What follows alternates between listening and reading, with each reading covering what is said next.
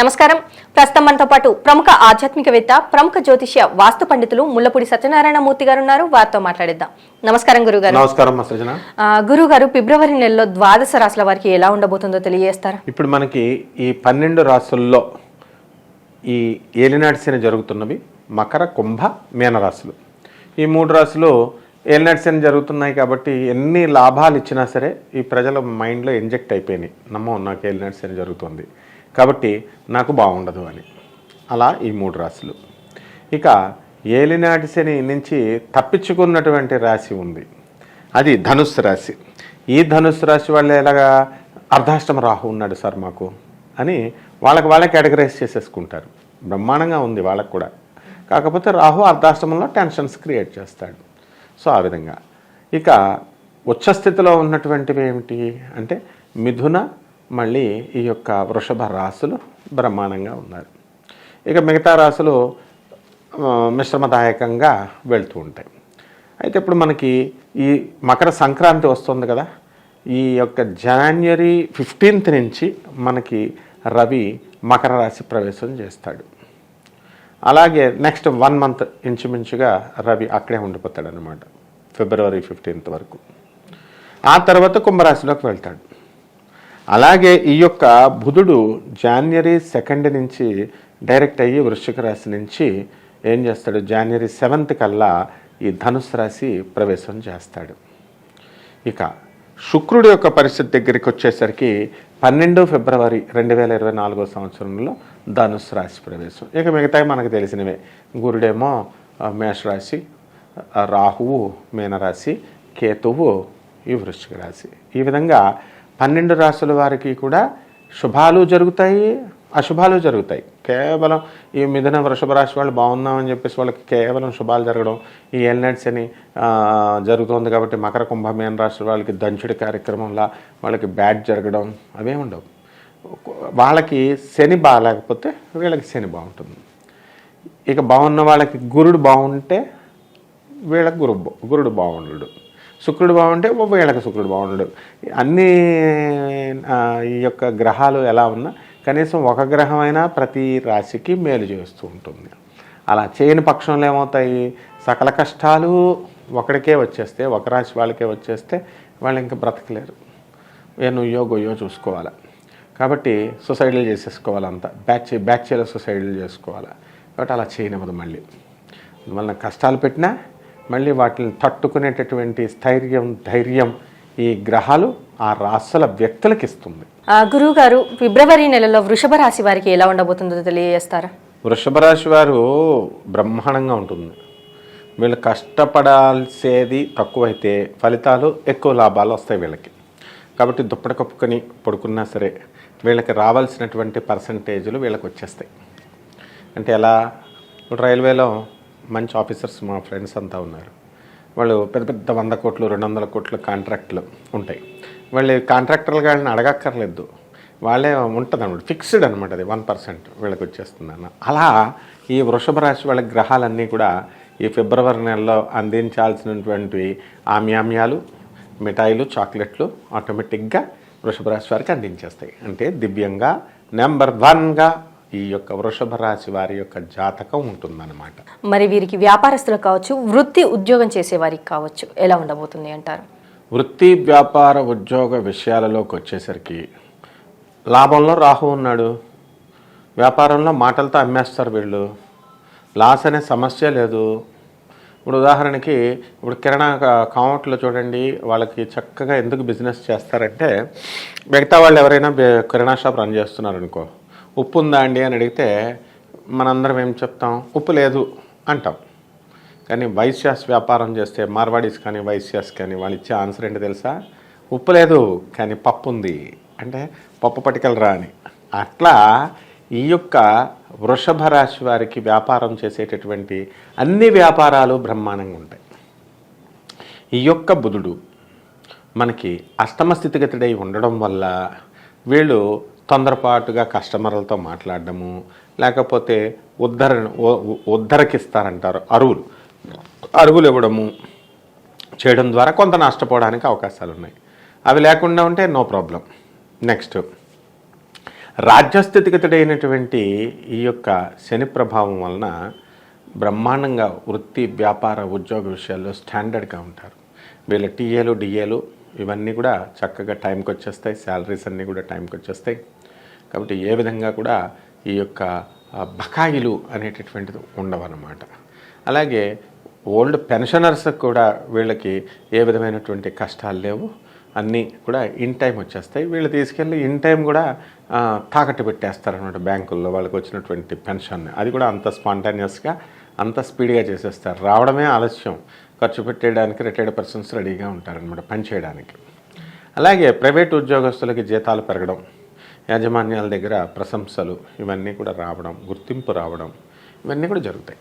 మరి వీరికి ఆర్థికంగా ఎలా ఉండబోతుంది అంటారు? ఆర్థికంగా బుధుడు ధనాధిపతి అయినటువంటి బుధుడు ఎలా ఉన్నాడు? సప్తమ అష్టమ స్థానాల్లో సంచరిస్తున్నాడు. ముఖ్యంగా అష్టమ స్థానంలో 7th జనవరి నుంచి మనకి ఉండడం జరిగింది. కాబట్టి ఈ అష్టమ స్థానంలో ఉన్నటువంటి బుధుడు మనకి నవమానికి స్పర్శ అనేటటువంటిది కలుగుతుంది. కాబట్టి చక్కగా ఈ యొక్క ఆర్థికం క్రమేపీ ఇంప్రూవ్ అవుతుంది. అంటే ఫిబ్రవరి నెలలో మొదటి రోజు కంటే రెండో రోజు కంటే మూడో రోజు అలా పెరుగుదల అనేటటువంటిది ఉంటుంది. అలాగే ఈ యొక్క వృషభ రాశి వారికి ఆదాయంతో పాటు ఖర్చు కూడా వెన్నంటి వస్తుందన్నమాట. నిన్ను వీడని నీడను నేను అన్నట్టుగా నువ్వు ఎంతైనా సంపాదించరా భయ్, నేను ఖర్చు కూడా నిన్ను అనుసరిస్తూనే ఉంటాను అని చెప్పి ధార్మిక కార్యక్రమాలకి, డొనేషన్స్కి, పేదవాళ్ళకి, సాధువు సంత పురుషులకి, ఇలా దైవ కార్యక్రమాల దర్శనాలకి ఇలా ప్రపోర్షనేట్గా వీళ్ళు ఖర్చు పెట్టడం జరుగుతుంది. అంటే 100 రూపాయలు వచ్చిందనుకో 90 రూపాయలు ఖర్చు పెడతారు. 1000 రూపాయలు వచ్చిందనుకో దానికి తగ్గట్టుగా లెవెల్గా ఖర్చు పెడతారనమాట. ఆ విధంగా ఈ ధన ఆదాయం బాగానే ఉంది, ఎడిషనల్ బోనస్గా ఖర్చు కూడా బాగానే ఉందన్నమాట. మరి అలాగే వీరికి ఆరోగ్యపరంగా కావచ్చు, ఇటు కుటుంబ పరంగా కావచ్చు, ఎలా ఉండబోతుంది అంటారు? ఆరోగ్యపరంగా వీళ్ళు దుప్పటి కప్పుకొని పడుకోవచ్చు. ఏ విధమైనటువంటి శ్రమ లేదు. ఎందుకంటే ఈ వృషభ రాశి వాళ్ళకి భాగ్యంలో రవి సంచారం కాబట్టి అది ఏదో శత్రుక్షేత్రం కాబట్టి పాపం వీళ్ళకి ఏం హ్యాబిట్స్ లేకపోయినా ఈ వృషభ రాశి వాళ్ళని మరి సాఫ్ట్వేర్ రంగంలో ఉన్నటువంటి వాళ్ళ ఫ్రెండ్స్ తీసుకెళ్ళిపోయి పార్టీలు చేయడం, వీళ్ళు కూడా వాళ్ళని పిలిచి వాళ్ళు ఇచ్చారు కదా మనం ఇవ్వకపోతే బాగుండదని వీళ్ళు పిలిచి ఇవ్వడం, ఈ విధంగా పోటీలు పెట్టుకొని సీసాలు ఇద్దరు ఖాళీ చేయడం, తద్వారా లివర్ ప్రాబ్లమ్స్ రావడం, ఇలాంటి చిన్న చిన్న ప్రాబ్లమ్స్ తప్ప మేజర్ ప్రాబ్లమ్స్ వృషభ రాశి వారికి గ్రహాల రీత్యా లేదు. వ్యక్తిగతపు అలవాట్ల వల్ల ఏమైనా కోరి తెచ్చుకోవాలేమో తప్ప వృషభ రాశి వాళ్ళ ఆరోగ్య పరిస్థితి చాలా బాగుంది ఈ నెలలో. మరి అలాగే విద్యార్థులకు కావచ్చు, విదేశాలకు వెళ్ళాలి అనుకునే వారికి కావచ్చు, ఎలా ఉండబోతుంది అంటారు? 5వ ఇంట కేతువు, అలాగే రాహు లాభంలో ఉన్నాడు. విదేశాలకు అవకాశాలు ఉన్నాయి, వెళ్తారు. విదేశానికి వెళ్ళిన తర్వాత స్వదేశం మీద మనసు లాగుతూ ఉంటుంది. అది ఇక్కడ అందువల్ల మళ్ళీ స్వదేశానికి రావాలి అనుకుంటారు. ఒకవేళ విదేశాలకు వెళ్ళినటువంటి నేను రాకూడదు, నేను అక్కడే సెటిల్ అయిపోవాలి అనుకుని వెళ్ళిన వాళ్ళని వెస్టర్న్ కంట్రీస్ ఏం చేస్తాయి, డిప్లాయ్మెంట్ ఇచ్చి రెసెషన్లో ఇంటికి వెళ్ళరా భయ్ అని చెప్పి పంపించేస్తాయి. అంటే విదేశాలకు సంబంధించినటువంటి కేతుగ్రహము అంతగా బాగుండలేదు. అందువలన వీళ్ళు వెళ్ళినా మళ్ళీ తిరిగి రావడం జరుగుతుంది. ఇక మనం అలాగని చెప్పి ప్రయత్నాలు మానకూడదు కదా. విదేశాలకు వెళ్ళాలి, ఉద్యోగాలు చేయాలనుకున్న వాళ్ళు చేయాలి. చేసి మనకి లాస్ అయిపోతుంది అన్నారు కాబట్టి నేను వెళ్ళకూడదని బిగించి కూర్చోకూడదు, వెళ్ళాలి. మరి అలాగే రాజకీయ నాయకులకు ఎలా ఉండబోతుంది అంటారు? ఇక రాజకీయ నాయకులకి భాగ్యస్థితిలో రవి ఉన్నాడు, బ్రహ్మాండంగా ఉంటుంది. ఏవో చిన్న చిన్న పోస్టులు అనేటటువంటివి వస్తాయి. చిన్న మెజారిటీతో, తక్కువ మెజారిటీతో ఎంపీలుగా రేపు రాబోయేటటువంటి ఎంపీల ఎలక్షన్లో గెలుస్తారు. కోర్టు సమస్యలతో బాధపడేవారు ఉంటారు, మరి వారు బయటపడే అవకాశం ఉంది అంటారా? వృషభ రాశి వారికి కోర్టు సమస్యలు ఎంత మాట. అసలు వృషభ రాశి వారు అంటే ఏమిటి, ఎద్దు కుమ్మేస్తాయన్నమాట. కాబట్టి అందులో కుజుడు మకరంలోకి వచ్చేసాడు మనకి. 5th ఫిబ్రవరి నుంచి. అందువలన అస్సలు ఫుల్ పవర్లో ఉన్నాడు కాబట్టి కోర్టు సమస్యలు ఏవైనా ఉంటే వాళ్ళు ఫుల్ పవర్ఫుల్గా, అంతే పవర్ఫుల్గా గోడకి బంతి ఎంత బలంగా వేసి కొడితే అంతే బలంగా అదే ఆపోజిట్ డైరెక్షన్లో తిరిగి వస్తుందో అలా కోర్టుల్లో కేసులు వేసిన వాళ్ళు అంతే స్పీడ్గా వీళ్ళు వృషభ రాశి వాళ్ళని ఏం చేయలేరు, బయటకు వచ్చేస్తారు హాయిగా. వీళ్ళకి అనుకూలమైనటువంటి తీర్పులు వస్తాయి. మరి వివాహం కోసం ప్రయత్నిస్తున్న వారు కావచ్చు, ఇటు సంతానం కోసం ప్రయత్నిస్తున్న వారు కావచ్చు, ఈ యోగం ఉంది అంటారా? ఇక వివాహానికి మనకి శుక్రుడిని మనం తీసుకుంటాం. సప్తమ స్థితిగతుడైనటువంటి శుక్రుడు సత్ఫలితాలు ఇస్తాడు. వివాహాలు ఫిబ్రవరి నెలలో తక్కువగా ఉంటాయి కదా, కుదుర్చి పెట్టుకుంటారు. దానివల్ల దానికి జ్యోతిష్యం నాలెడ్జ్ అవసరం లేదనమాట. ఫిబ్రవరిలో పెళ్ళిళ్ళు తక్కువ ఉంటాయి. అలాగే ఈ యొక్క సంతానానికి మనకు గురుడు కావాలి. ఆ గురుడు మనకి ఎలా ఉన్నాడు? 12 వ్యయంలో ఉన్నాడు. గురుడు కొంతకాలం ఇంకా వెయిట్ చేయాల్సినటువంటి అవసరం ఉంది. అలాగే మరి వీరికి గృహయోగం కానీ వాహన యోగం కానీ ఉంది అంటారా? ఉన్నాయి. ఎందువలనంటే లాభంలో రాహు ఉన్నాడు కదా, వీళ్ళు ఇలా వెళ్ళి మాటలు నమ్మేసి తీసుకొచ్చేసి సామాను కొనేస్తారనమాట. కాబట్టి స్థలాలు కొననటువంటి వాళ్ళు, ఇంతవరకు కొన్నటువంటి వాళ్ళు కొంటారు. ఇళ్ళు ఇంతవరకు గృహాలు కొననటువంటి వాళ్ళు కొంటారు. మరి ఫిబ్రవరి నెలలో వృషభ రాశి వారికి అమావాస్య తర్వాత ఎలా ఉండబోతుంది అంటారు? అమావాస్య తర్వాత మనం చూసుకోవాల్సింది శుక్లపక్ష చంద్రుని చూసుకోవాలి.